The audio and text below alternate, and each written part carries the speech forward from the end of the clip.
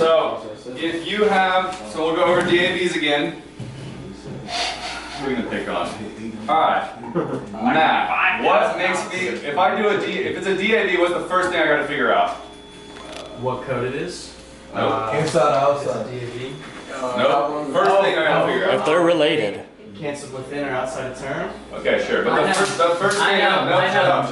Thanks. What's the first thing I gotta figure out?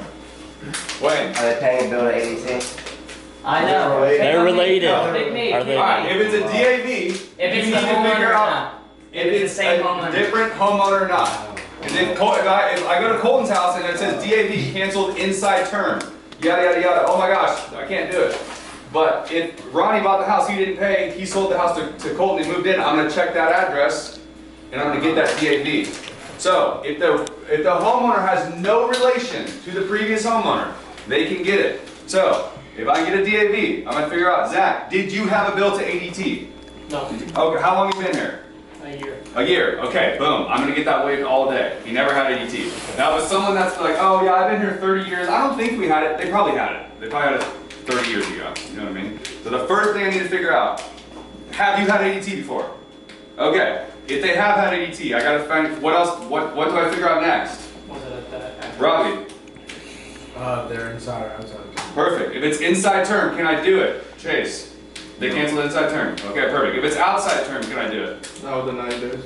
Huh? Within 90 days, you can't. No, that's like if they cancel after 90 days. So if they're outside, if they're canceled outside term, can I get it? Yeah. What do I have to do? Get clear. How do I get it cleared? Call the officer. If it's canceled outside term, they might have a previous balance. To get the previous balance paid off, how do I do that? You call ADT Call ADT. and you say, hey, I need to get a balance cleared. You need to be with the customer because they're going to ask them like, what's your verbal password, whatever. But if I'm dealing with Mike had ADT in the past, if it says canceled outside term, pay off balance and proceed, I call into ADT with Mike, I say, how much is it? Okay, perfect, it's $400. I say, all right, perfect, I'm in competition, I'm going to pay $400. Here's my credit card. They're going to send you to you call ADT billing, how much is it? Okay, perfect, I need to get it paid off. They're going to say, it's this collections agency. If an account goes bad, ADT is going to send their past due bill to a collections agency. Okay, you call the collections agency, you tell them you pay it off, or you get the customer to pay it off. Once they're done, hey, I paid this balance, get the confirmation number. There's a number that they're going to give you at the end of it saying, hey, I paid, basically, like a receipt, proving that you paid. You get the confirmation number, you send it to Pronto, hey, it's paid out, that's how you get a DAV cleared. Does that make sense? Okay, so if I go to our house, I get a DAV, what's the first thing I got to figure out, Johnny?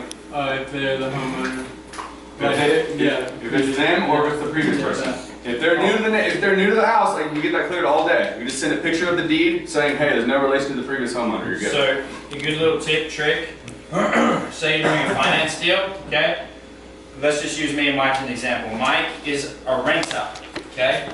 Mike had ADT and he owed money, whatever. Say it was a bad one, I couldn't proceed. Then I move in. Well, by like $5,000. Yeah, I legit had a customer today that owed 85 bands. Anyway. Jesus. Yeah, it said previous balance clear before you install. Like, oh, it'd be $200, no problems. 5 bands. Oh my goodness. Anyway, say Mike owes $5,000 or something like that. He's renting.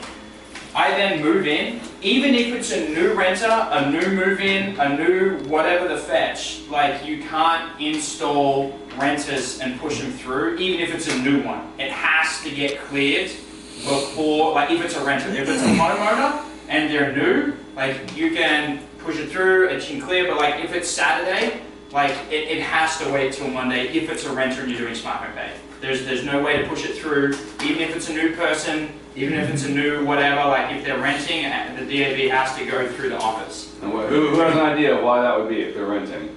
Because what do they need to get it cleared? Deed. They need a deed. But They're renting, they're not on the deed, right? So if you have a You're DAV, just- previous balance must be clear, or inside term, whatever. It's not gonna. I've had it happen where you call deal support and they get it cleared, but there's Me no. too. It's about like 60-40. Like as long as it's not an LLC, it should clear no problems. But you just have to do that if it's a rental. So just a heads up, if it's like Saturday or it's late Friday night or whatever, can't push it through even if it's a new renter. all renters have to be cleared before you can install them. Good sales rep training. Very good, very good. Alright. Lamont, you have a thought? That was your sales rep fire. No. Yeah, I called Dan the other day, and we were just kind of chatting it up, and he gave me some real good advice.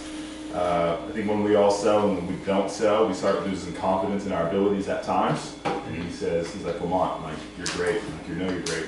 And I logically know that. He's like, it's not about confidence in yourself, it's about confidence in the process. It's about confidence that when you go knock the doors, you say the lines, you do the hours that you're gonna sell. And so I think that's just something we should all have that's unwavering, is that confidence in the process that like, hey, this job has been going on Dan has in it for 11 years, door knocking has been around for a long time. And so like this process, this formula that we have has been refined and it's been shown to prove results. And so we should have confidence in that. When the confidence in, am I saying the right thing, or like, what am I not saying? Like, forget about that, knock the door, say the lines, and you're likely to sell. Yeah, that's mine. Love it. Thank you, Lamont. Caleb, what do you think for? I'm thankful for the gym. I knew you were gonna say that. Just yeah. Why is that? It doesn't look like it works. Yeah. Well, it gives me like a morning Delayed routine. I'm gratification. like people who like to sleep in bed till 11:30. That allows me to get my morning going. Your morning win. I get a morning win when a lot of people in our office are just lazy and in bed. So. Alright. Great thing to be thankful for. Great thing to be thankful for.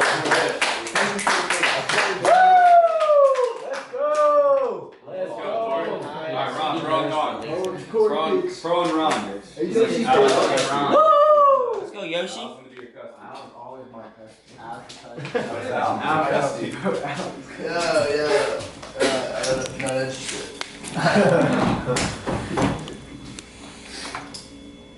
What's going on, man? How can I help Hey, how's it going, boss? Are you the homeowner right here? you? Bad deputy, man, yeah. Nice, I've been hoping to stop by and catch you.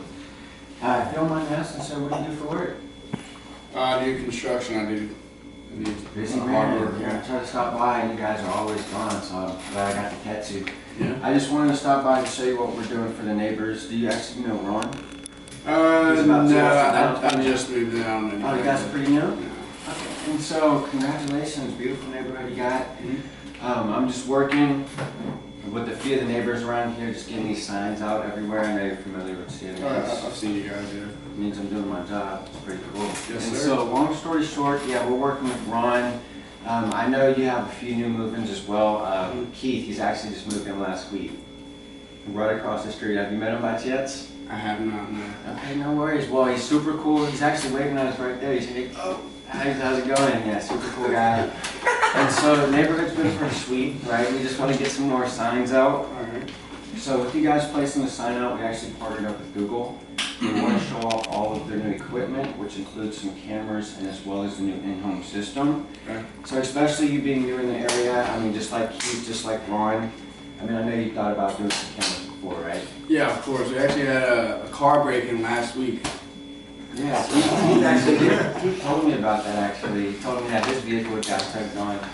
And so that's why we got him. You see the camera right above his vehicle right there? Oh, yes, yeah. Can't miss it. And so we just want to get one on your house as well. So, I mean, if we were to pay for some cameras to go around, what else would you want to see? I know the vehicles was kind of the main concern with the neighbors. Probably like the front, just the front. Just like seats coming up to the door, as well as, I mean, that's what we did for Keith. You can see the doorbell camera as well. Cameras work well, right? You can pull them up straight from your phone, see what's going on. The one thing they don't do is call the police. As long as you can keep the sign out, we're going to pay for the in-home system as well. Have you ever used a system before, sir? No, I've never used one actually. Yeah, and I could just show you how it works. Are your shoes on or shoes off? Very Nice.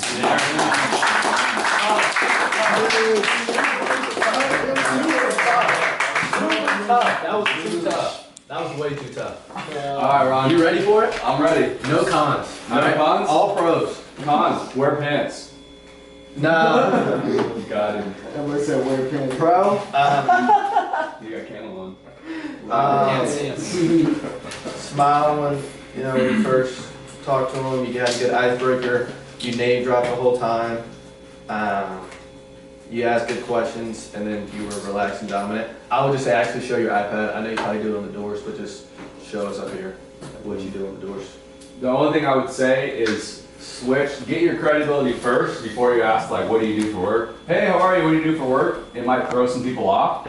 So just use your name drops first. Hey, I'm working with so-and-so and so-and-so and so-and-so. Man, you're super hard to catch. What do you do for work? You could have just if you established the credibility first there, then you probably would have a less likely chance of like throwing a weird interaction, you know? Because some people are weirded out about it.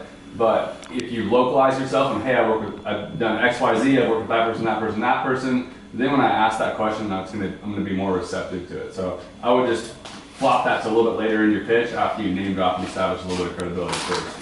I bet you when Corey gets people to listen to him, like he probably creates laydowns, like you get a lot of people that like it's smooth when you start talking, I would imagine, because like the whole time I had that Michael Jackson song, like in my head, Smooth Criminal, like I did the whole time, it was just smooth, like dun dun dun dun dun dun, I was just listening to my, super smooth. I would just say like off the rip, because I can see basically, like if I was imagining shadowing Corey, like he's either going to get a great interaction that goes for 15 minutes, or he's going to get like a door slam. Just because I think he's super chill, kind of like off the rip, and people kind of like, okay, like no. Or, I don't know if I'm wrong about that, but maybe like just at the start, I usually just to kind of get them a little interested, just do like a little wave or something. Well, I don't know if you do that, but do something that kind of like, you know, or going for a handshake, or like you could be super cool, like going straight for a high five, something like that. I don't know, just, I think that if you get them listening to you, bro, you're going to sell them. Like you have a really, really good pitch, so. Just whatever you need to do to get them to listen to it. Like if it's like super, like 10 seconds of energy just to break them up, or like a, hey, that's so crazy. And they're like, what's crazy? How awesome your car looks. Like whatever you need to say just to get them to listen to you, like you'll sell if you can get people to listen to the higher pitch too. Yeah. Alright, bet. Alright, so yeah, today guys I wanted to go around and I'll ask a question and share a one-liner that we feel like works for us. Because I think a lot of the times, that's really all we're missing. Is like, oh, and I could have said this in that situation. That's why I wanted you guys to reflect a little bit. And the more that you reflect on this job, the more you can self-correct, the quicker you're gonna get. What I found is you only get better or worse. So if you're not doing anything to get better, you're getting worse at this job. When you start, you're doing a bunch of things to get better. But if you don't put any time into it, you're going to actually get worse. Yeah. It's not stagnant. You don't learn it, and then you stay there in that production. If I'm not constantly trying to like reinvent myself and re-evolve and self-evaluate and see what I can do better, my production's actually going to get worse, right? It's not stagnant in this job, right? Because when you get stagnant, you lose that edge, you lose that energy that you first came with. So I think that's why we saw, a lot of the rookies doing well May, June, because they're still like trying to learn. Don't let yourself like, oh, I'm good now, I can coast. You have to like be self-reflecting in between every single door. After every night when you get back, how can I get better? How can I get better? If you continue to do that, you're gonna keep getting better. But when you stop that and you think, I got this and there's nothing left for me to learn, you're gonna start getting worse. Even if it's going back over stuff that you already learned when you first came out, even if it's going back over that stuff, it's gonna help you. So yeah, Binks, what was your one-liner that you like to use that you feel helps you, and then what was your question that you had? Well, one-liner I like to use for people that like come out the door super immediate, full, like not interested, is like what Matt said. Oh no, of course I haven't given you the tools or nothing, but for you to make an educated decision. Yep. Sit there and like listen for at least a second. And you said the question as well. Or like a situation that you came across where you weren't able to sell somebody, or you lost somebody. Yeah. A lot of the times where I'm in a home where I'm sitting and I'm about to drop price, and like say another person walks in, like their kid makes a lot of like moment, completely distracts them from that. Their kid? Yeah, like those kind of situations where the boyfriend finally walks in after I've been talking to the girlfriend for like 15 minutes, and then he's just throwing everything off. Right. Or like a neighbor coming up and saying, I hope you're not giving them the sales pitch like you gave me earlier. Like completely throwing off like what I'm about to get into. So immediate, like the key to that situation is you immediately take control. When they open the door, I'm straight to them. I don't give them 2 seconds. Like who is this, whatever. I'm gonna win that person over so I can get them on my side. I don't care if I'm mid-pitch about to drop price, that door opens, I'm straight to them right away. Don't get like awkward, like, oh, should I talk to him? Oh, hey, I'm Zach, nice to meet you. And then I'll re-pitch them the entire thing to win them over. Because a lot of times when they hear the pitch, people want to feel like in control, right? Yeah. But just by you acknowledging them, it made them kind of feel like it was their idea. If they don't feel like it was their idea, they have this ego trip of like, well, I'm gonna ruin this for this guy. So immediately go straight to them, shake their hand, win them over, introduce them, and pitch them. I don't care if it's their friend, bro. I don't care who it is. Because, oh, he doesn't make any decisions, right? Yeah. They're gonna tell me that, but in reality, even if Kyle's just like a friend coming to visit, if I don't win him over, when I go to do the welcome calls, like, why are you doing this? You gotta get the cameras, yada, yada, yada, yada, right? Yeah. So I don't care who it is, I don't care if they're a decision maker or not, I'm immediately winning that person over, pitching them, and just like, yeah, just getting rid of that objection quick so that it doesn't come up and bite me in my sale. So, yeah, and then just re-pitch, quick pitch from the start, right away when that person comes in. Even if they say that they make the decisions or whatever, I don't care. If there's someone else there, I'm gonna talk to them. Okay. So, yep. All right, and then what's your shirt size, Biggs? Mine, large. Chase. When I'm pitching like the smoky glass, I've been saying like with the windows inside of your home, which do you feel more comfortable having, fire protection or window protection? That's good. And then What kind of like response do you get with that, and how do you feel like it's helpful? like they'll like either say like they'll think about it because like I don't know, I feel like they're saying fire protection. Like, Yeah. That's like they think of like more fire. Like if you say smoke detector, they're not going to think of fire as much. If you say fire, that's like a little. So, and then window protection, it just sounds better. I feel like. Yeah. And then sometimes what you can say with those two is you say or both. Yeah. And then they think about it, and, oh yeah, probably both, right? And then you can build value on both. Because you don't really want to be like, well, I'm not concerned about the windows. You know what I mean? Because then it's like, you're almost convincing them that they don't need it, you know? So I would say, hey, you're more concerned about breaking through the windows, breaking through the fire, or actually would it be both? And if you can get them to tell you that, then you're like building value on both of them, and it's more like a tie-down. They told you that I'm concerned about a break-in and a fire. And then when I go to drop price, I then tell them what you told me earlier, that you were concerned about a fire and a break-in through the windows. So we're actually going to give you protection for both of that because you're an advertising home. Okay. Yeah. And then what was your And then last Saturday, questions?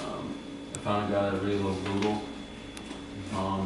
I brought him through the wholesale, or not the whole one, but I got to the price. He said he couldn't really afford it, so then I did a stack close.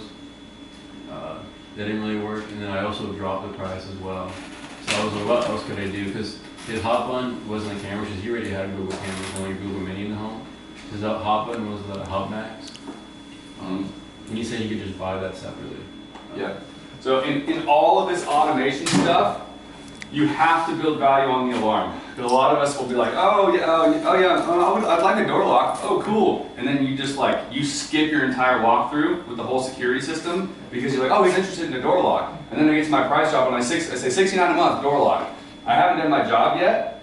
And all he's seeing is, what the hell, I was just at Lowe's, these things are $200.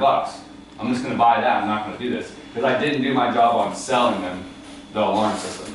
I need to do my build value there. I need to do my tie downs. I need to do my questions like you were saying. Hey, what's more of a concern for you, a fire break-in? Okay, why do you say that? Then they tell me, oh, well, my cat died in a fire when I was 5 and it was the most traumatic experience ever.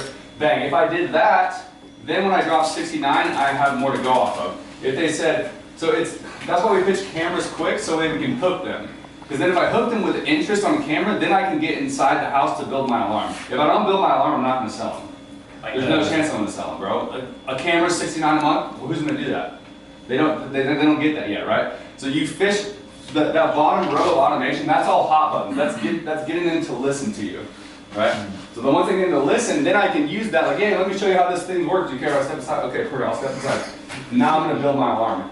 If you didn't build your alarm properly, then your hot buttons, that is your hot button, right? But it's not going to justify the price. You have to make sure you do your walkthrough every single time. Tell them how the security system is going to help them if they break in. Show them like their backyard. Hey, if they picked up that brick right there and they break in, obviously it would suck either way, but what would you be more concerned about? Someone breaking in when you're here, when you're gone? Use Kyle's lines. Hey, you said you were concerned about the camera for the cars, but what Maddie was saying is, hey, if they break into my cars, what's to say they're not gonna break into my house? I use that line. Okay, So perfect line right there that you can use then to tie down your alarm system. But if you don't use that line, oh yeah, camera's sweet, let's do this. All right, $60. Of course you're using price objection, right? You didn't build your alarm system yet. Yeah. That's what I'd say. It's helpful, guys. Like, you know, if you do a finance account, how much does the bill drop to once the equipment's paid off? Like 58, right? And then without the cameras, 53 or 45. So like the bulk of the thing that they're paying for is the monitoring. So there's no point in them just having like 2 door sensors and some. I mean, if they want to buy it, sure, but like the cameras is literally what you use to transition into the house. And then even when I'm in the house, I almost downplay like how good the camera. I'm like, yeah, like obviously if the power's out, you know, like people can still get in the home, and that's where the alarm system really shines. And so I help explain like the cameras are amazing. I have them at my house. I love them. I think they're awesome. But once I'm in the house and I'm showing them how good, like, hey, cameras can't quit if the house is burning down, or like, you know, the alarm, and then like showing them like, hey, yeah, we will pay for the cameras, but they can't do this, and this is what the alarm system does. Yeah. And so, Yeah, so that's the bulk of their payment is the alarm system. Get them interested. Hey, talk about it's awesome, but yeah, then get inside the house and then shit on the cameras. Yeah. They watch your house burn down. Like, what happens when your power goes out? All these cameras are down. What's most important to you is safety for your family, right? Yeah, that's what the alarm system is going to do. And I just build out that as much as I can. I talk Oh, you about guys like cellular. cameras? You're gonna love this then. Yep. Oh, you guys like cameras? Oh, this, you guys are gonna get so much use out of this. Oh, you guys are security minded? This is gonna be perfect for you. And then they like, you're using the cameras just as a stepping stone to really let them